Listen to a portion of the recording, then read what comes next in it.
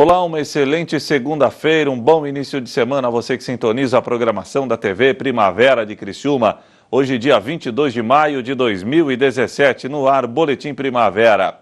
Quinta-feira passada foi o Dia Nacional de Combate ao Abuso e Exploração de Crianças e Adolescentes. Uma campanha do governo federal procura conscientizar a população sobre a importância de denunciar os casos. Cerca de 500 mil crianças e adolescentes são explorados sexualmente no Brasil. A maioria delas tem entre 7 e 14 anos. Conscientizar a população para algo que jamais deveria acontecer, mas acontece. 18 de maio é o Dia Nacional de Combate ao Abuso e à Exploração Sexual de Crianças e Adolescentes. O dia foi instituído no ano 2000 e a data lembra um caso que chocou o país, o da menina Araceli, que em 1973 foi estuprada e morta em Vitória, no Espírito Santo.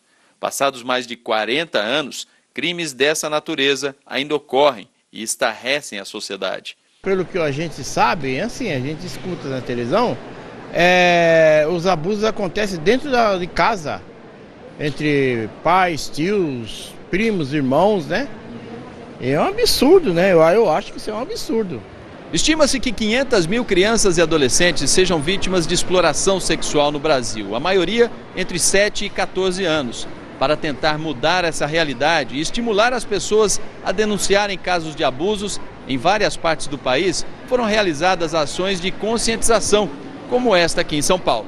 A ação da Fundação Abrinq, parceira do Ministério da Justiça e da Secretaria Nacional dos Direitos da Criança e do Adolescente, foi nos principais terminais rodoviários da capital paulista, entre eles a rodoviária do Tietê, a maior do país. O abuso ele não escolhe a condição socioeconômica da família, então é importante que toda a família esteja informada sobre a questão para fazer o combate. Também fazem parte da estratégia de combate à exploração sexual de menores vídeos que trazem outros números preocupantes da violência sofrida pelas nossas crianças e nossos adolescentes. Estima-se que a cada 24 horas, 320 crianças sejam exploradas em todo o país. Só 7 em cada 100 casos são denunciados. Disque 100 e denuncie. Sua atitude pode salvar uma vida.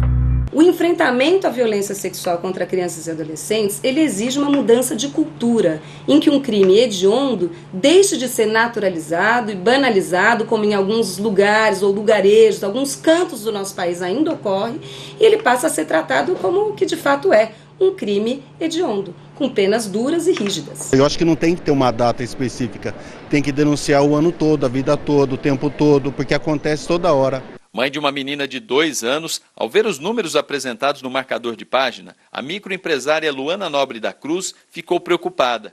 Para ela, a conscientização é uma das principais ferramentas para o combate aos abusos e à exploração sexual infantil no país. É importante ressaltar esses números e falar a respeito disso para que desperte nas pessoas a mesma preocupação que eu já tenho. Muita gente, como a dona de casa Priscila de Jesus, não conhecia os canais de denúncia, como os conselhos tutelares e o Disque 100 do Ministério da Justiça. Agora, ela já sabe como denunciar um caso de abuso ou exploração sexual contra menores. Conheci outros números para denúncia contra abuso, ainda não sabia. E agora, se souber de algum abuso? Disque 100. O ministro de Minas e Energia, Fernando Coelho Filho, participou da abertura do 14º Encontro Nacional de Agentes do Setor Elétrico no Rio de Janeiro. Durante o evento, o ministro fez um balanço positivo de seu primeiro ano à frente da pasta. O ministro de Minas e Energia, Fernando Coelho, participou do encontro e falou sobre o esforço da pasta para melhorar o setor. Segundo o ministro, as usinas da CEMIG, a Companhia Energética de Minas Gerais, que tiveram suas concessões vencidas, devem ser leiloadas em setembro. O governo espera arrecadar 11 bilhões de reais. O governo tem aí uma pressa por conta da necessidade de poder receber o recurso ainda esse ano. Isso já está previsto no orçamento.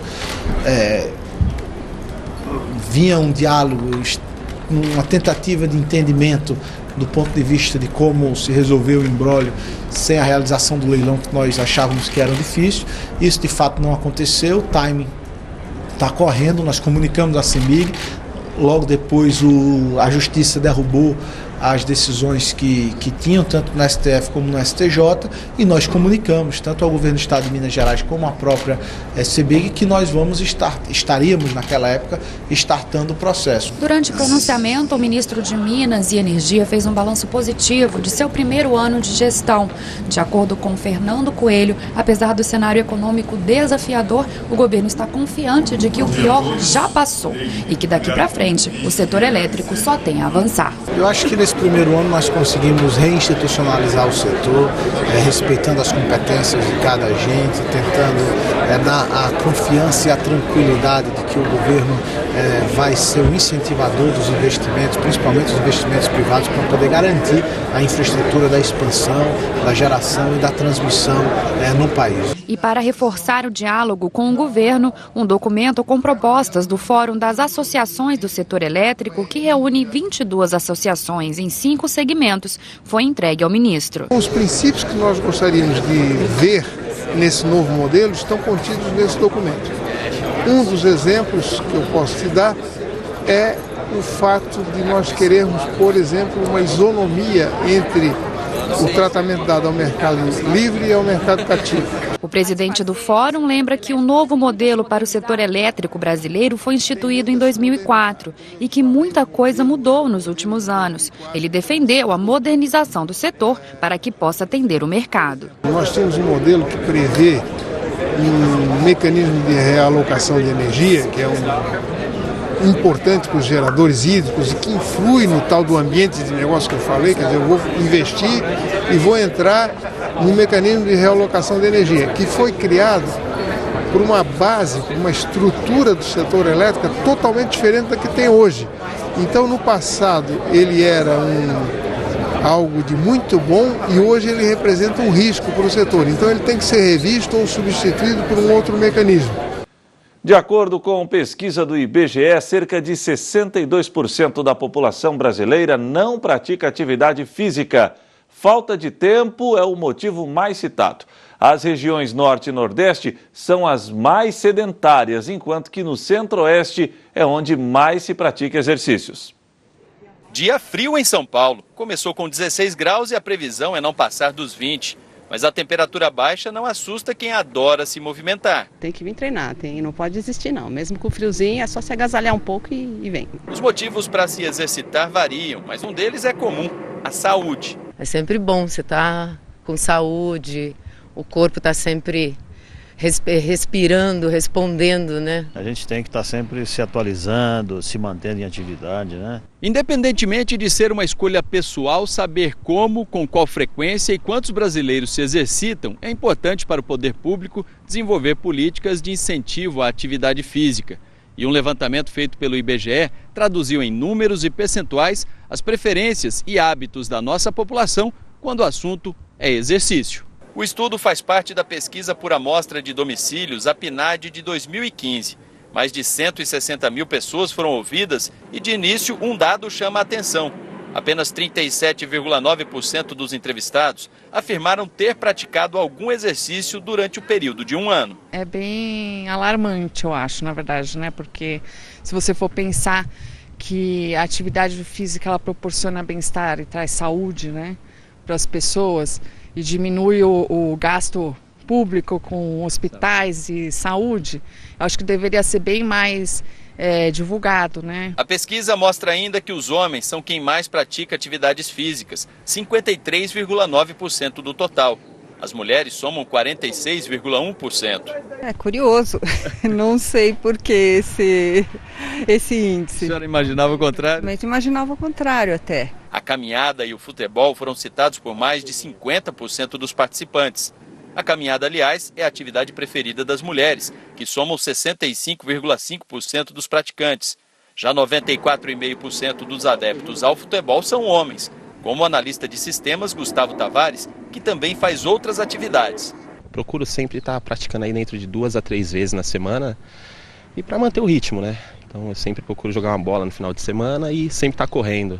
De acordo com o IBGE, há uma relação direta entre o nível de instrução e condição social com as atividades físicas e esportivas, o que leva o Distrito Federal, uma das regiões com renda per capita e escolaridade mais altas do país, a ser a unidade da federação em que mais habitantes praticaram exercícios, 50,4% dos entrevistados.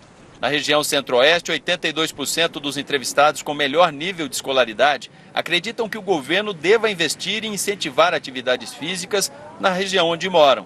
E para definir investimentos e iniciativas, o poder público tem como base os resultados da PNAD sobre atividades físicas. Esses dados serão processados,